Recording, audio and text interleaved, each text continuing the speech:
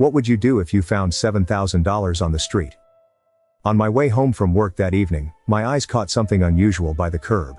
A small, crumpled envelope, dusty and almost hidden in the shadows. I looked around. The street was empty, just the hum of distant traffic and the glow of streetlights. I bent down, picked it up and peered inside. Stacks of cash, neatly bound, crisp, and shocking. My breath caught. I counted. $7,000. $5,000 just sitting there, waiting to be claimed.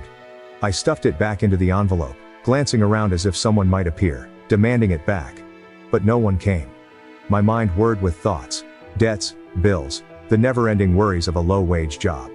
That money could have changed things for me, eased the relentless weight of my financial struggles, maybe even given me a little cushion, a way out of the daily grind.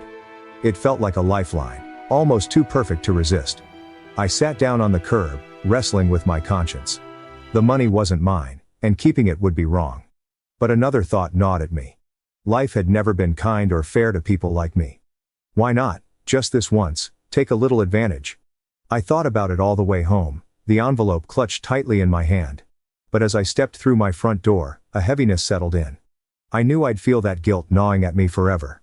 No amount of money could replace my peace of mind. Early the next morning, I walked into the police station, envelope in hand, heart pounding. I handed it over, explaining how I had found it. The officer looked at me with a mix of surprise and respect, as though he rarely saw people walk in with lost money, especially not in that amount. Days passed. I returned to my routine, my quiet life, the constant financial stress.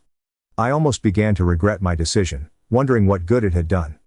Then, a few weeks later, I received a letter. It was from the man who had lost the money. In it, he described how he had saved every penny, how he had borrowed from friends and family, pulling together whatever he could. The money was meant to pay for a crucial surgery, one that could save his young daughter's life. He'd been on his way to the hospital when the envelope must have fallen from his pocket, somewhere along his frantic route. In his letter, he wrote about the moment he realized it was gone. The terror, the helplessness, the sheer despair. And then, the relief that had come when the police called, telling him someone had returned it, not a dollar missing. He'd cried, he wrote, right there in the middle of the police station, overcome by gratitude and disbelief. I held the letter in my hands, feeling a rush of emotions, relief, humility, even a little pride. I'd almost kept that money, tempted by my own struggles.